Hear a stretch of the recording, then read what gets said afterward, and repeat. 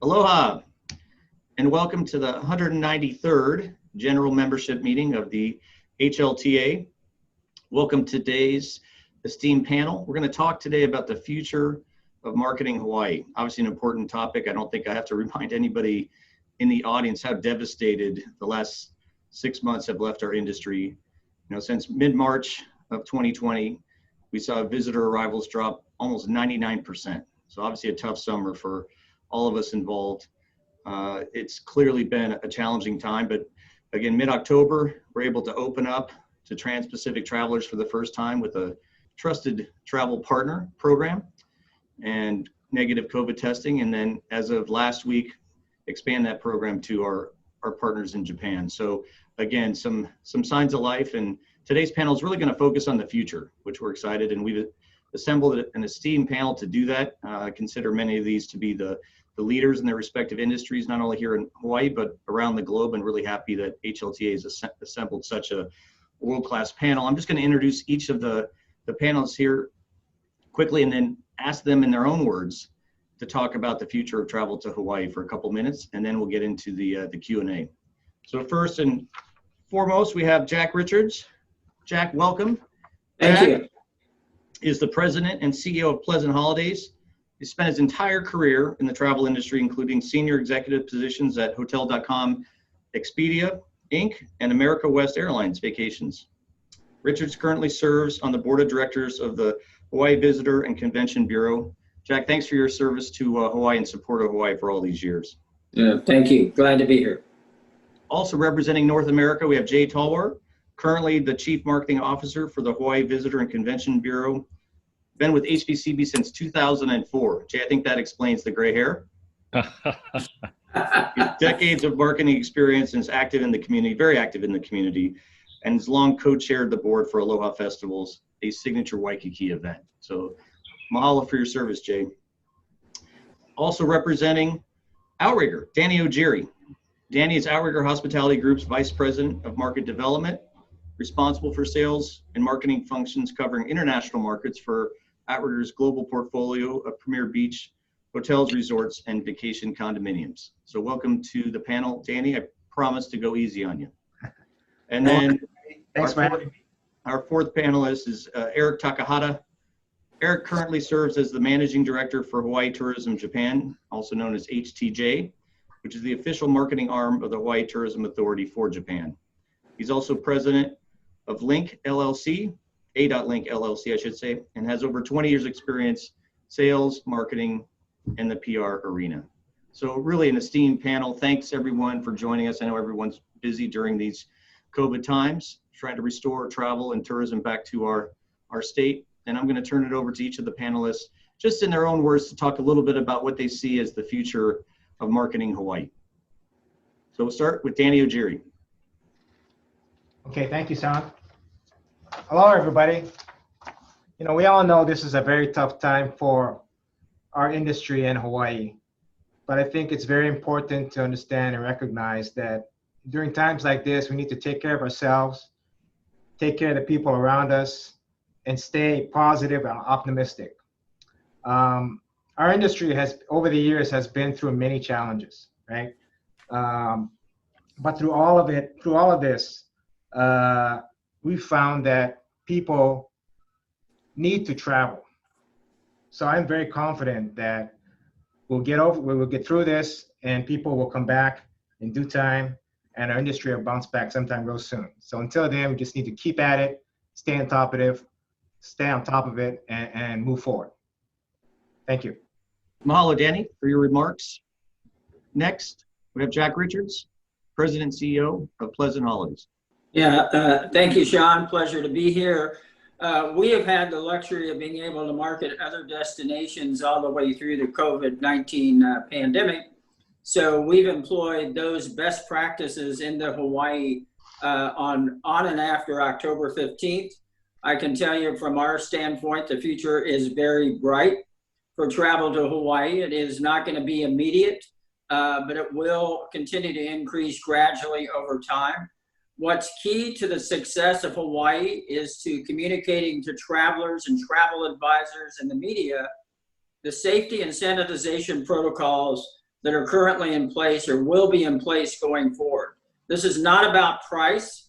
It's not about price in any destination that we currently market. It's about safety and wellness and how you are protecting travelers, residents, and others against the risk of infection. We've been focused on this for a long time, where we've concentrated our efforts on that, such as Tahiti and other destinations. It's worked very well. And I'm convinced that Hawaii will do the same thing given time. You know, it hasn't even been open a month yet. It's been welcoming guests for less than a month, so there's some time, but the future is very bright. We're excited, and we're excited to bring tourism back to Hawaii. Mahalo, Jack, for your thoughts, and as always for your support of our industry. And I know you've always been an advocate and also receptive to all the questions and outreach from the media here, which has been really helpful for us getting a perspective from the mainland. And as we think about the mainland, we have the marketing leader of our largest major market contractor, HPCB. Jay Talwar, can you give us some thoughts? Sure. Thanks, Sean. We've been fortunate. We've been marketing the destination for a long time, and we've learned that data is really helpful. And in fact, it's key. So it's really a cornerstone for us. So as soon as we saw the dramatic effects of COVID-19 in the marketplace, we engaged in a research panel every 2 weeks across the country, focused on our target traveler, the Hawaii target traveler. And what we saw right away was extremely high level of fear. And that exposed itself in the travel arena as a lack of travel. And that went all the way through the summer, as we all know. And as we look forward into 2021, we do see some change in behavior that is stated by these travelers. We haven't experienced it to a great deal yet. You know, we have, as Jack mentioned, opened up since October 15th to visitors who do not need to 14-day quarantine if they take the pre-arrival test. And so we're happy with the way that's moving along. It's starting.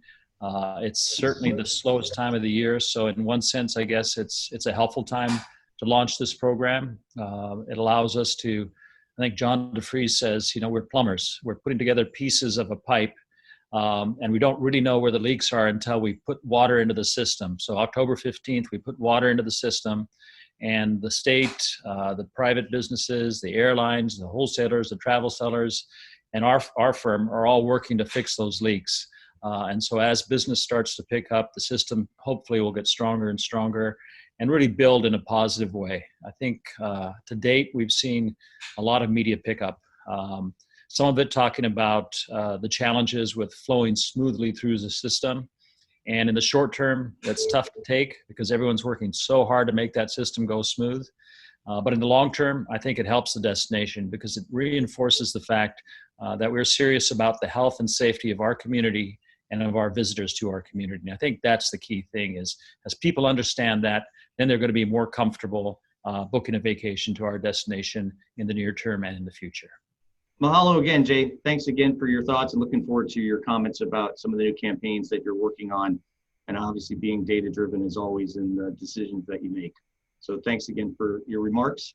And our final panelist, leader of Hawaii Tourism Japan, our #2 source market, obviously, Eric Takahata. Thanks for hustling over, Eric. I know you had a conflict there a few minutes ago. Aloha, Sean. Aloha, panelists. Sorry for being late. Yes, so we're excited for the Japan market. We just started on November 6th with our Safe Travels pre-travel testing program that started. And we've had a pretty quiet start, which is welcome, I think, and with no hiccups as of today. So we look forward to the flights that are going to come in for the rest of November and into December and into year end.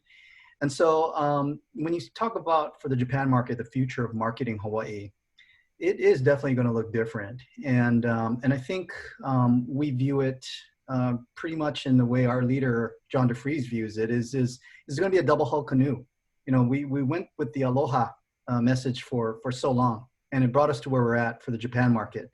But we're also going to have to concentrate on the other hull, which is called Malama. And Malama is going to be very important for the Japan market moving forward in marketing Japan, Hawaii to Japan. Great, Eric. Thanks for your comments. I learned a new metaphor for the week, the double hull canoe, aloha and Malama. It's going to be a great theme for the the meeting, obviously, and for us with the future of marketing Hawaii. So thanks again, Eric. So now we're going to go back to each of the panelists with a series of open-ended questions about the future of marketing Hawaii. And we'll then tee it off for some specific source market insights, as well as areas of expertise insights from each of our panelists. So the first question I've got for the group, and I'll probably tee up Jack if you don't mind. So giving you a heads up. Jack, what are other, actually, I'll hop another one here. Jack, how has the overall travel market reacted to Hawaii's restoration of trans-Pacific travel? What are the general impressions of our travel partners and the general public? Yeah, Sean, that's a great question, because I can tell you that the October 15th date was met with a lot of skepticism because of it changed so many different times. We actually had customers that had changed their Hawaii vacation 4 times. So there was a lot of doubt and skepticism in the market. And some of that continues today, because there's still some confusion on testing requirements and things like that. However, having said that, we've seen this kind of globally. It gradually improves over time. So, and Hawaii is improving as things get better. A key to the success of Hawaii has been airlift, and we are seeing an increase in airlift coming back to the market. As an example, Southwest Airlines began daily nonstop from San Diego. That flight is back in the system, and we actually see a tripling of the air seats over the next 3 to 4 weeks. So I think that's positive, but I would say the reaction has been mixed, with a wait and see attitude. And I think so far things are going very, very smoothly.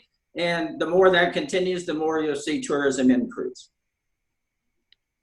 Thanks, Jack. Yeah, certainly a bright spot is the airlift increases and the announcements recently from Southwest and Hawaiian, some of the long haul flights from the East Coast also coming back online. So again, some bright spots after months, obviously, of challenges. Eric, I'm going to ask you the same question from a different source market, obviously. I know it's early days, but you're in constant contact with our customers. What's your perspective on the overall travel market's reaction to the new restoration of trans-Pacific travel, and any early general impressions of the program and the partners?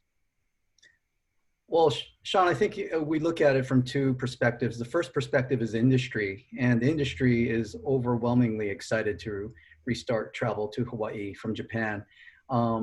This month for November, we had 8 flights total coming in, but next month, Hawaiian Airlines, the other airlines have added on flights. So we have over 25 flights, direct flights for December, and more to be announced.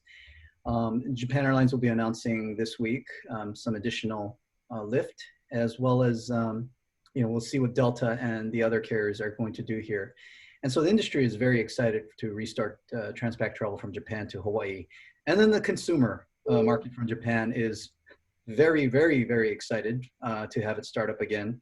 And the pent-up demand in Japan is just incredible. And so all of our surveys, the ones that we take independently, as well as the ones that we work with on research companies and agencies in Japan, pretty much point in the same direction, that we will see initially the heavy repeater market from Japan come in, and then that'll build gradually into 21. And the consumer market in Japan is very excited to be able to come back to Hawaii.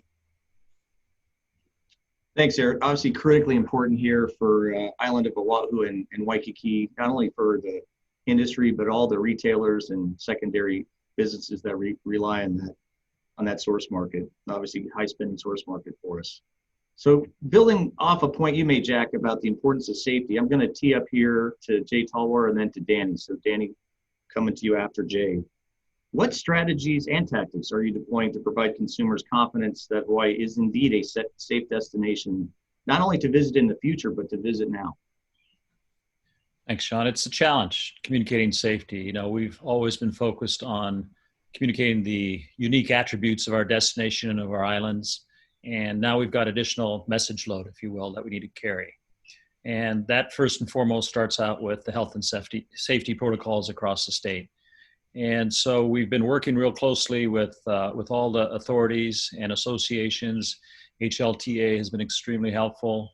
And we've gathered all the health and safety protocols from every single airline that lands in our state, to the HLTA site, to the lodging sector, to the transport, all the different types of transport people are taking these days, to all the restaurant association, the retail merchants, the activities attractions. And so the convention center, we've got those all in one place so people can start to look and see what are the protocols in the state. Then on top of that, as a personal decision, then if people are looking, how do I then enter the state safely? Today we have a partnership with American Airlines and Hyatt, where they're flying an influencer in from New York, overnighting in DFW. Just so happens to be a Hyatt there. They have testing done there, and then they're flying into our destination. So they're already posted from this morning, 7 a.m. Dallas time, as she went down the little escalator to the testing area and got her test taken care of, and is now on the plane coming into Oahu. So the more we can share those types of stories where people start to understand, okay, there's a process now, there's a procedure that's changed, but it's a process and a procedure. And so you have to learn that. And once we learn that, then you can start focusing more and more on the reason for travel. That's great, Jay. And again, we'll talk about this probably a little bit later, but those collaborations and partnerships between airline, between hotel, other travel partners, as well as HVCB, those are unprecedented and are going to be critical for our recovery. So thanks for helping to make that happen. And clearly, delivering the message in social media is going to become even more and more important. So Danny, do you want to build on that comment at all? Anything that you're seeing? To add to Jay's comments, safety, cleanliness, and our health standards have always been a very high valued asset for Hawaii. Now, as COVID comes, we're making the adjustments that we need to make, and Eric and his team are doing a great job communicating what adjustments we're making for this. Outrigger, by itself, we are making our own adjustments with our Outrigger Clean Commitment, communicating our protocols on how we're training our staff, how we're testing our staff, and the protocols with all the check-ins and the cleanliness of the room. All of this is information that the guest is actually expecting and glad to hear, according to the surveys that Eric has been making. And the other thing is that, yes, the protocols are cumbersome, the testings is cumbersome, but I think one thing that we can say, not just from Eric, but from Jay, is that Hawaii is among the strictest of the states in the U.S. as far as controlling the COVID, and that, in some sense, may be maybe a comfort to the Japanese travelers and maybe to the U.S. travelers too. So all of this is part of the process. As if we communicate it clearly, it will be a positive and encourage people to come here and ensure them of their safety. Thanks, Danny. And Jack, since you teed this up earlier as an area of focus, obviously safety, anything you want to add based on what you're doing at Pleasant or just more broadly from the U.S. mainland? Yeah, we started back in April. We actually put up a online COVID-19 travel resource portal.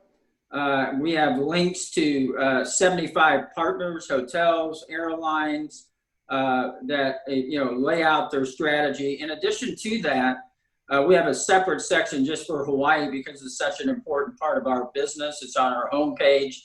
And then since April, for the period of April through October, we've had our sales team doing virtual webinars and briefings about Hawaii. We've conducted over 155 webinars with travel advisors and consumers both.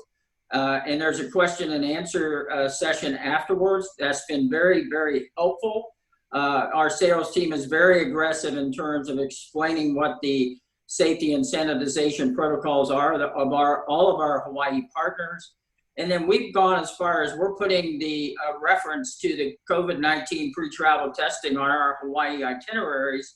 So when somebody books a Hawaii trip, it'll be on the bottom with a link off to Hawaii COVID-19 and others. So we're very, very extensive in everything we do. I can tell you the one that we're not doing well on is communicating the inter-island travel. And that has been something that we just can't figure out how to communicate it. I think it's something we need to consider in a marketing going forward because it seems to change quite a bit.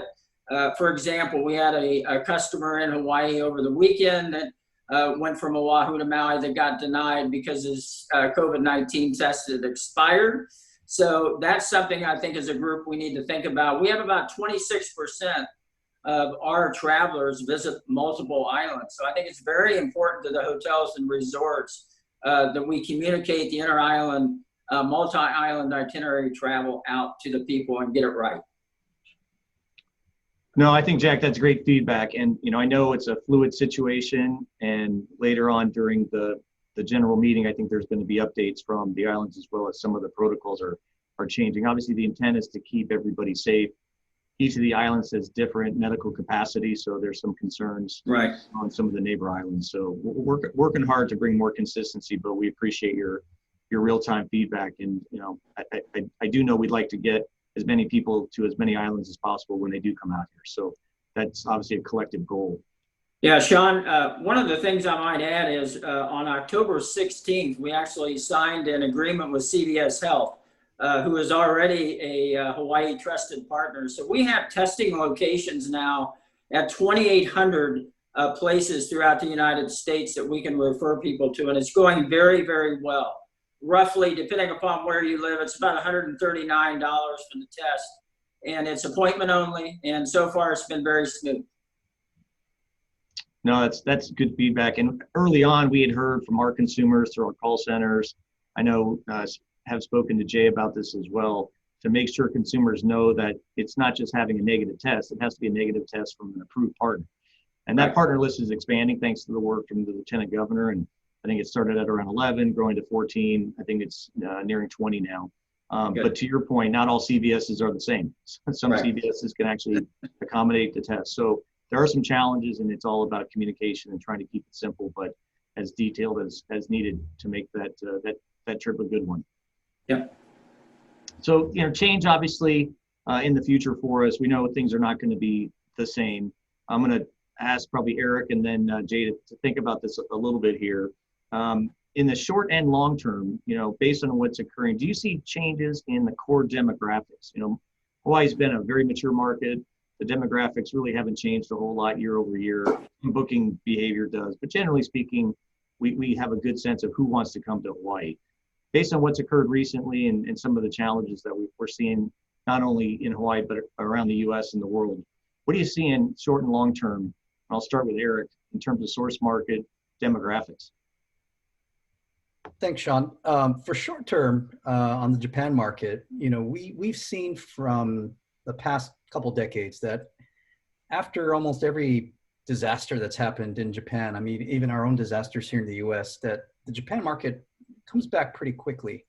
And I attribute that to a couple of things. The first thing is the relationship that Japan has with Hawaii. And it goes back to the 1800s. I mean, it goes back centuries. So because of that longstanding relationship, I think that the affinity for Hawaii in the short term will bring us initially the heavy repeater market to Hawaii. And that's really not any different from before. We've had a great repeater market here. And currently our statistics show that about 68% of our market are repeaters to Hawaii. And so we think in the short term that those people will return pretty quickly and pretty in a strong way. And in the long term, I think we just will continue to market to people who are first timers, of course, and then our millennials, and try to build upon the demographics that we've been marketing to up to now. And so the long term, you'll see more repeaters. And I think our goal is going to be to build more repeaters, just because that's such a great market for Hawaii from Japan. And I think it's a market that is ready, you know, those first timers wanting to get out of their situations there in Japan and come here and experience Hawaii, the safe, clean destination. And so to answer your question, in short and long term, it's going to be to build a repeater market for Hawaii from Japan and pick up on those first timers as well. Jay, you mentioned the destination analytics research that you've been doing, the waves of research that for those of you who have not seen it, just fantastic work by, I think, HVCB. I know very data-driven, Jay, in your approach. Any thoughts on that topic? Yeah, as we look at who's likely to come back first and likely to come back over the next short period of time, similar to what Eric said, we're seeing a lot of data that suggests we really need to focus on the repeat visitor. Some of the data points suggest that. One is people want to go places they're comfortable. You know, if they've flown into one of our airports, navigated through the airport in the past, understand how to get to the transport option of their choice, to their lodging selection of their choice, they're comfortable with all that, there's less stress, and they're more comfortable coming to the destination. We also see that people are not as comfortable with a long haul flight as they are with a shorter haul flight. So shorter vacation distances, shorter distances to travel for vacation are preferred. And so we're really looking at the West Coast closely. You know, we're not saying that's the only market for us, but we're gonna, you know, the West Coast is a layup, and we'll make a lot of those. Further east become, you know, 2-pointers and 3-pointers, and we'll make some of those. But in general, we're going to go for the layups first. And so the West Coast market is key. Historically, that is 2019, it was about 42 to 44% of our market anyway from the U.S. And again, as you know, it's also a great connecting point for people coming from further east. So repeat visitors, West Coast markets are really our focus as we start. Makes sense, Jay. Thanks for that. Next topic, a little bit about sort of tactical messaging. I think everyone has mentioned something. Jay's recent one with American Airlines in Dallas about the role of social media. And I know the feedback we got early on, and Jack, actually you provided some of that feedback, is after a bunch of false starts, you know, what's open, what's not? You know, how do we know you're open? What's the experience like at the airport? What's the experience like at the hotels? What attractions are open? You know, I know it from an Outrigger perspective, online, we've actually put testimonials in place. So when those first guests came on October 15th, we interviewed them, why they came, what they're here for, what they wanted to do, and then obviously shot them walking on the beach and showing the new cleaning protocols, social distancing that we have in place, mask wearing being mandatory, obviously, et cetera. So from our perspective, social media plays a role. But I'd like to hear from each of you, your thoughts. We'll start with Jack and then go around the group. What do you see the importance of social media being now and into the future for marketing Hawaii in the future? Well, I think it's a great question, and I think it's hugely important. During the pandemic, we took the time to develop a social media toolkit for travel advisors with images of all of our destinations, and certainly Hawaii's included in that, so they can regularly communicate out to their customers. Because there is a lot of pent-up demand, and they want to know what's going on. And this was a massive project because we had to scale it for the entire United States, and it's working very, very well. We have resumed doing educational trips already to other destinations, and we would like to do that in Hawaii at the appropriate time. We've embedded media within the educational trips who are writing and posting from the destination. So I think it's very important. Social media will be a key going forward. We have de-emphasized print and went almost totally into digital for 2021. Thanks, Jack. And think about, you know, going back 10 years, if that had been the answer you'd have made. Things have really evolved, especially the use of social networks for our retail travel agents. And I hear that consistently. Sticking in North America, I know social media has been a big part of the arsenal, Jay, for you and HVCB. What can you reinforce that? Any thoughts on the role into the short and long term? No, I was thinking the same thing you were thinking as Jack was speaking. Just a few short years ago, who'd have thought we'd have travel agents being our social influencers? But their networks and their client base are so important. And so we are working to develop more FAMs. You know, we have had just amazing cooperation from the hotel, the lodging side of the business. Not a person has said, no, I won't be able to help you support either a FAM or an influencer or a media visitor. And, you know, hold on to your seats. The airlines have also the same thing, you know, so we're developing that program. The airlines really see Hawaii as a key part of their recovery. Leisure travel is very important to them at this time, and we're a great leisure destination. So we're working with all of the airlines and our hotel partners, looking to you folks for who you feel are important in terms of social influencers, and then also working through our lists and also focusing on media. You know, there's a huge consolidation in the print media, as Jack mentioned.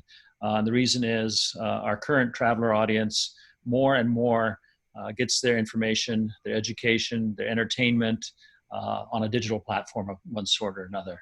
I was reading something earlier this morning that it's likely going to be, there'll likely be 2 newspaper publishers in the country before the middle of next year. So the consolidation is occurring because the expenses are higher than the revenue.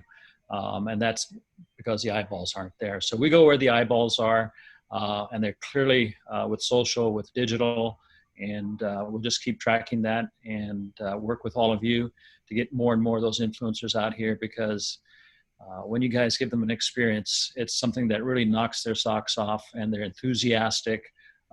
We bring them out here. Eric mentioned the Malama Hawai'i program. And again, we have great cooperation with that program where visitors are coming out and participating in a volunteer activity and earning a free night for doing that.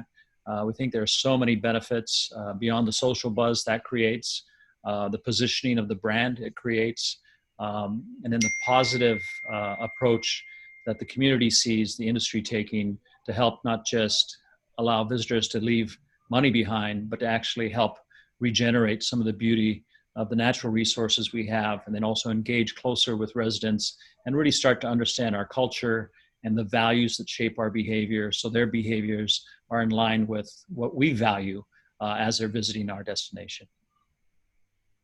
No, great, Jay. I mean, again, you got a very challenging, messaging balancing act to provide, right? Because social media is about discovery and experiences, and a lot of that happens, outside the traditional zoned resort areas and the infrastructure of Waikiki, and sometimes comes into conflict with some of our residents. So a major challenge that you've got, but we have to be active on social media. We have to provide experiences and examples of those to compete with other destinations around the world, and we've just got to figure out how to do it in a responsible way. And the industry supports, as you know, the Malama program in a big way. So we'll come back to that in a second. But Eric and Danny, any other thoughts on the role of social media? I know your markets have still a lot of traditional print, brochures and catalogs, but clearly social media is growing. But any insights to share? I think, Sean, that the COVID and what COVID has brought to the world and how it's changed the world has only accelerated the coverage of social media. Social media, of course, was very prevalent in Japan, but I think it was kind of more geared toward the younger generation. But when everybody's working out of home or people schooling from home, it's gotten a new coverage, and I think we're gonna have to be very, very cognizant of the effect of social media, not only because of the fact that everybody's watching it, is also because Hawaii gets a lot of social media coverage, and that's good because we're a high interest destination. But social media covers not only the good parts, but also the bad parts, maybe the undesirable parts. So we have to make sure we clean up our act here, clean up Waikiki, and make sure we show to whoever's watching what we want to show to the public. No, I think that's a fair point. I remember years ago in a presentation on one of our internal leadership conversations sharing that we were going to post all of our TripAdvisor reviews online. And at the time, some of the audience was skeptical that was a good idea. They said, wait a minute, what if you get a bad review? I said, well, that's how it works, right? So it's a transparent environment, and we need to respond to the negative feedback and to your point, clean up our act. And the good news is we have a lot of different stakeholders I know in the audience today, and Rick Eggett and the good work your team does in the bid. Obviously here, during the COVID, seeing the people on the streets, keeping the streets clean, and obviously keeping the streets safe. So I know there's a lot of stakeholders. Whenever you acknowledge one, you forget 10, but it's definitely a team effort. So moving forward, we have some specific questions that we've built based on some of our panelists' areas of expertise and their experience. And I think one thing, we get a little bit insulated here in Hawaii, and opportunities like this panel and this general membership meeting to take a look outside a little bit. Jack, I'm going to hit you up a little bit because you have such exposure to so many markets, Fiji, Mexico, the Caribbean. You know, I know you're the leader into French Polynesia as well. You know, if you think about the other destinations around the world, what are the other markets doing to try to steal our consumers, and any key insights we can learn about how we can do a better job of maintaining the loyalty that we've built over the years? Yeah, it's really been interesting because, first of all, the destinations that are taking tourism today don't have any pre-COVID-19 testing requirements. So it kind of puts Hawaii at somewhat of a disadvantage because it makes the trip more complex and makes the trip more costly. So if you look at Mexico, they have no testing requirements whatsoever to come into Cancun, Riviera Maya, or any of the other destinations. So I think that first and foremost is attracting a lot of traffic. The airlines are recognizing this. We're seeing kind of a huge increase in air seat capacity going into Mexico. And I think, as Jay indicated, the corporate travel market for the foreseeable future is way down. So the airlines are going to focus on the leisure travel market. So they are putting lift into Mexico. Most of the major airlines are, and we are seeing traffic come in there, and it's easy. And from day one, they have had a single voice communicating very strict hygiene and health protocols out to the travel industry and to everybody for all destinations, and being very specific that no tests are required. But having said that, I think people are staying closer to home this year. We saw that right off when we were booking travel in April, in May, and June, and July. And there's no question they're staying closer to home. We've seen a tremendous pickup in U.S. drive vacations, for example, coastal vacations, so U.S. national parks. And that really didn't compete with Hawaii before, but now it's competing with Hawaii. Even though Hawaii is part of the United States, some of the mindset of the people, they really don't see it that way. They see it as a 5-hour flight. They don't want to get on a 5-hour flight to come to Hawaii, so they are staying closer to home. And we are seeing a fairly significant pickup in Las Vegas, in Florida, California are some of the top destinations. And believe it or not, Tahiti's doing very, very well for both 20 and 21, particularly in the fourth quarter, and then next year, even with a 72-hour COVID-19 test requirement. And that tells you, and that tells Hawaii, it can work. Communicated out correctly, with a single voice, consistently with the same message, Tahiti has been able to do very well for next year as we see the build. And I know this might seem simplistic, but we never had Hawaii listed under USA destinations. We always had it as a separate destination.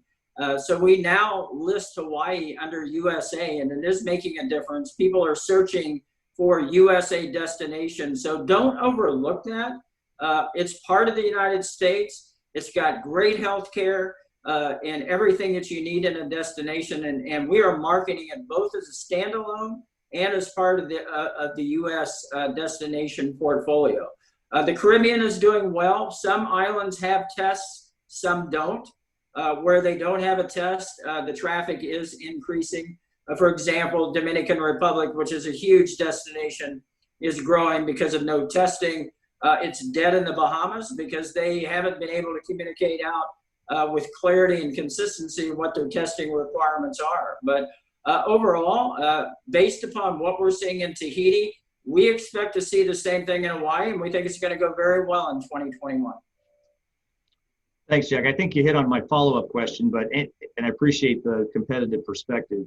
It actually reminds me, I think Jay will remember this comment. When Southwest first introduced the market, if you went onto Google and checked with the Southwest website, the #1 question that the Southwest Airlines website received is Hawaii in the United States, and do I need a passport to go there? Yeah. So sometimes we forget marketing isn't just about demand, it's about education and creating awareness. So I think that's a smart insight to put Hawaii in the USA as well as its own category. So thanks for that.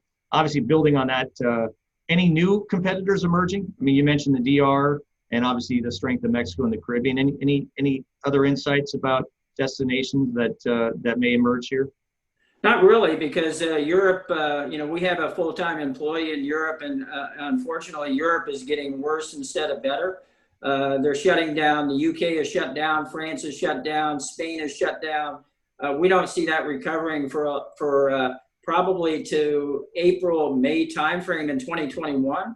Hawaii will benefit from that because people will come to Hawaii instead of going to Europe. But there's no emerging destinations that we've seen. There's from a geography standpoint, they want to stay close to home. And Hawaii is in that consideration set. I know it's 5 hours, but keep in mind, from Los Angeles to Cancun is a 5-hour flight. And we see people booking that all the time. So I think Hawaii is very well positioned for 2021. Great, thanks for that. Jay, maybe over to you since we're in North America here. And I know that the research is very consistent with what was shared earlier with you and by Jack about beach vacations being top of the list, but beach vacations you can drive to are at the top, and it's quite difficult, obviously, to drive here. But it is a 5-hour flight from the West Coast.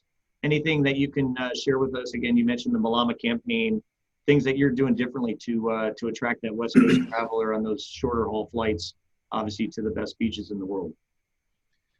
Yeah, I think, when we first looked at the data starting back in April and have been tracking it all along, we saw fear in the environment and how it impacted travel, and likelihood to travel in the next month was, somewhere between 5 and below 10% all the way through the end of this calendar year and actually through the first quarter of next year.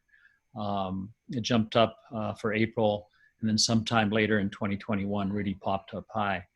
And so we look at that as fear. And then we also said, while it's going to be difficult to get people to travel in the short term to the destination, it may be more difficult to have our residents welcome them with aloha if we don't do this right. And by doing it right, we need to make sure that we are communicating all the health and safety protocols you all are doing, as well as the state and the Department of Transportation, Department of Health, all the different entities are really working hard to tighten up and make as consistent as possible. There's discussion right now about making a mask wearing rule a mandate on a statewide basis, so there's consistency there. And so our communications have evolved because we are talking primarily to repeat visitors. They quite frankly are in love with the destination. As we had to ask them to not visit for a period of time this summer, the heartfelt posts and comments on the posts showed just how much they love the destination and the people of Hawaii. And so as we talk to them, as they come back, really we want them to come back and be much more mindful. Our communities are frayed. We have the highest unemployment rate in the country. We are dependent on tourism as an economic driver for a lot of the families across our communities. And so as they step out off your resorts to experience a beach in another community, or go for a hike, or go for a dining experience, or a plate lunch, we want to make sure they understand that they're stepping into communities that are feeling the strain of the environment, and that they approach it mindfully. And our past visitors fit that profile. By great degree, they really care about the people and the place. And so we want to inspire more of that behavior. And the Malama Hawaii program helps us with that. It really attracts people who want to help the destination remain as beautiful, as welcoming, and as unique as it is.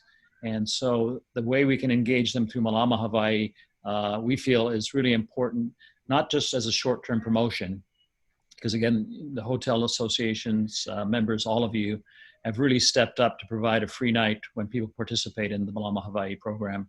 But it's not just a promotion for the short term.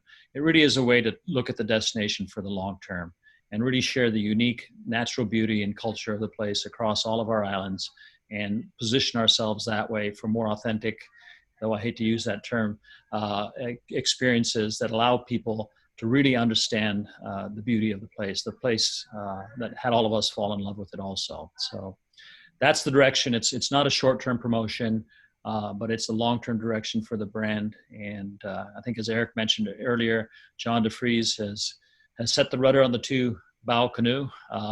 And that's the way we're going. And we think it flows really well with where we've been with the Rooted campaign, with the Kuleana messaging, and into the Malama philosophy, really. And so it's I think, a very engaging and enriching experience for our visitors as well. Oh, great, Jay. Appreciate the hard work and the pivot. Adding that second hole, if you will, makes the voyage a lot more stable, to use a little bit of a metaphor there, and to obviously incorporate the sensitive resident sentiment to the mix, because obviously we want the residents to support the return of travelers and to greet everybody with the aloha spirit, which is we're so known for, and which makes this place so unique. So thinking of a visitor sentiment from other source markets, obviously we have some experts from the critical Japanese market, Eric and Danny. Can you share a little bit about the sentiment that you sense in Japan as you head into the Olympics next year, short and long term? So just kind of overall thoughts, and then if any insights on other destinations in Asia that you see being quite competitive right now, both in the short and long term. Eric? Thank you. So I'll address the second part of that question now. We're seeing our main competition right now for Japanese travelers is domestic travel. So much like what Jack touched on, domestic travel in Japan is really just coming back really in a strong way. And a lot of that has to do with, of course, pent-up demand for travel. And coupled with that, the Japanese government also has subsidies that they subsidize domestic travel with. And so that further encourages people to travel within country domestically. The campaign is called Go To. It's Go To, domestic travel. And that's expanded out not only for travel related expenses or costs for the consumer, but now they've introduced another layer that is introduced dining, Go To Dining. And that's really just stimulating domestic travel in Japan. And right now that's pretty much our number one competition as far as travelers coming to Hawaii. The other one, if I had to go international from a Japan standpoint, would be Taiwan. Our surveys with the travel industry as well as general consumers show that Taiwan is rebounding very nicely for the Japanese market. And the other one that we also received from the Ministry of Travel in Japan is Korea, South Korea. So those closer destinations, lower cost to get to, are the ones that are capturing market share right now from the Japan market.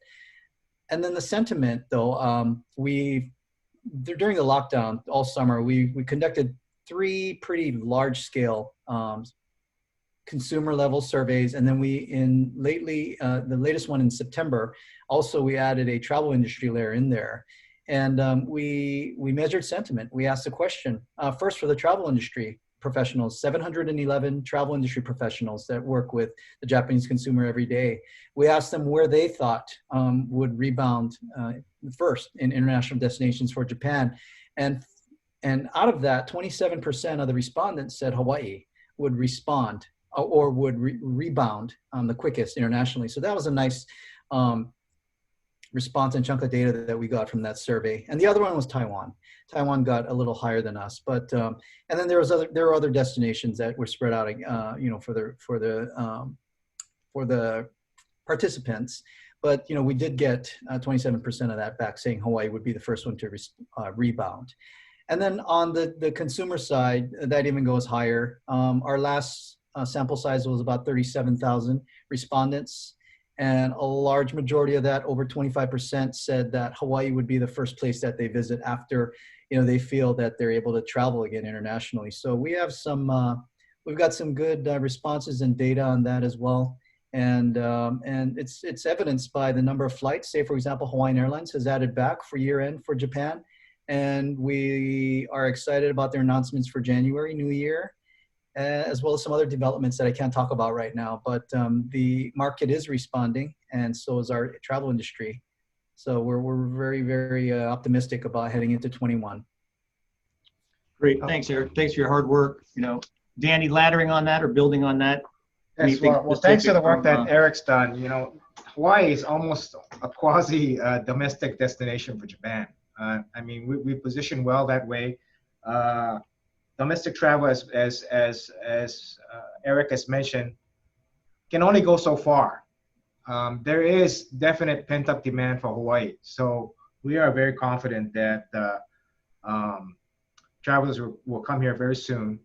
And for the fact that Hawaiian Airlines is committing service prior to Japan opening up on the return, that's a lot of confidence on their part too.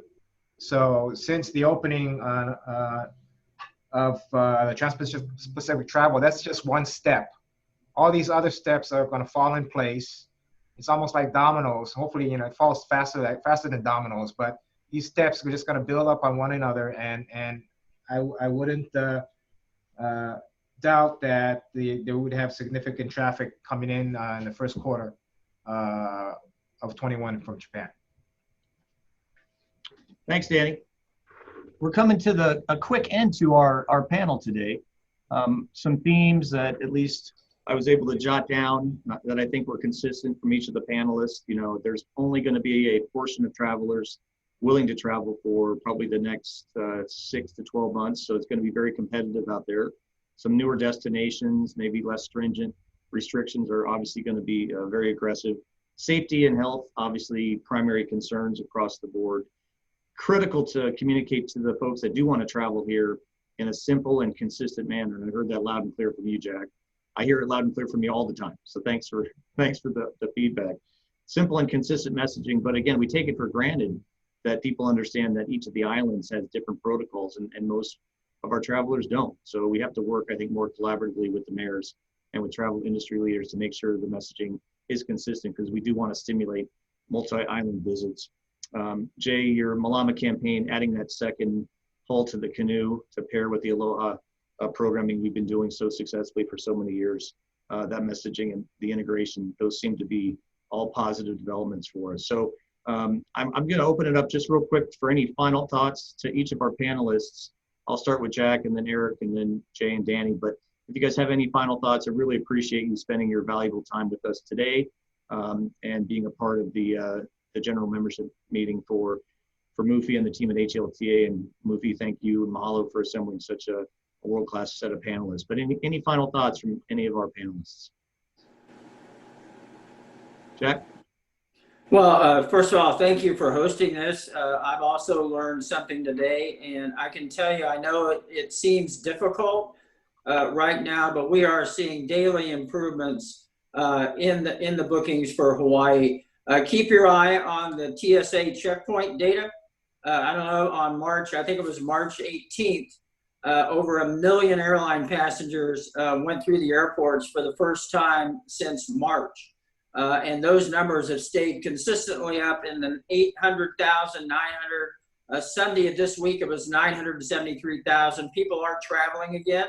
And as they get more comfortable with the safety and sanitization protocols of the airports, the airlines, the hotels, rental car companies, and others, that will continue to increase. Having said that, it's still down. Airline travel is still down roughly 60%. We're very optimistic about 2021. We begin improving our Hawaii bookings and travel passengers beginning in April all the way through December of 2021. We feel like by the end of next year, we'll be back to 2019 levels. So we're very optimistic. Thanks, Jack. And it's interesting to bring in, TSA for some of the probably younger members of the audience. They never traveled without a TSA. Many of us obviously spent many of our years traveling with. And so travel evolves and it's resilient, and we'll have some new protocols in place probably forever. But again, we learned to live post 9/11, and we're going to learn to move on. So Eric, any final thoughts from you? I thank you for having me be part of this panel. I'll just point out that really early during the lockdown, that Mufi was and HLTA are one of the first people to respond, not only for domestic, but international as well. Always, he was so generous with offering to help, whatever he could do from the HLTA membership. And we're just very, very, very, very appreciative and thankful to Mufi and HLTA for that. And they've been great supporters throughout. And just lastly, the Japan market will be back. We'll start with a slow trickle this year. And as Jack pointed out, kind of in the same direction as the US market, 2021, we're pretty bullish on. And we see that the levels will be coming back more towards Q3 and Q4 of 21, but the Japanese market will be back.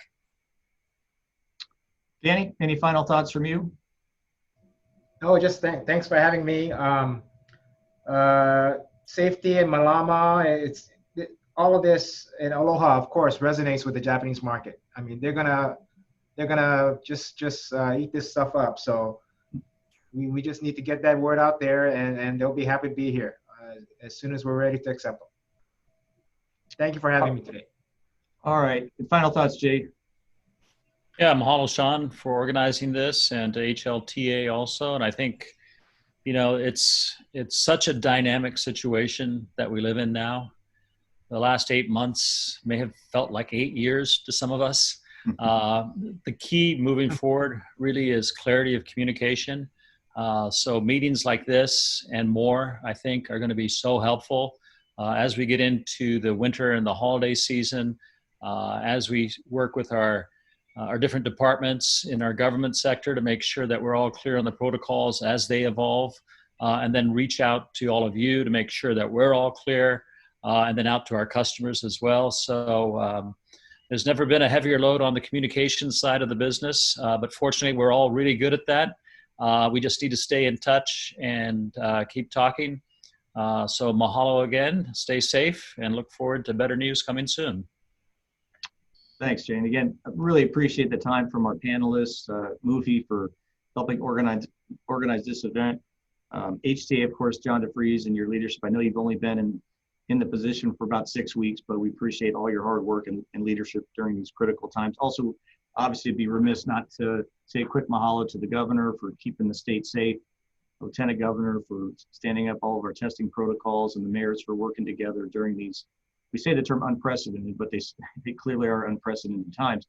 And I would also not be remiss not to suggest that, you know, moving out of this, we're going to have some unique opportunities for more collaboration, I think, to involve residents more in the overall experience for our visitors, keeping an eye on resident sentiment, and also making sure residents understand how important tourism and the travel industry are for our overall economy and the health of our economy.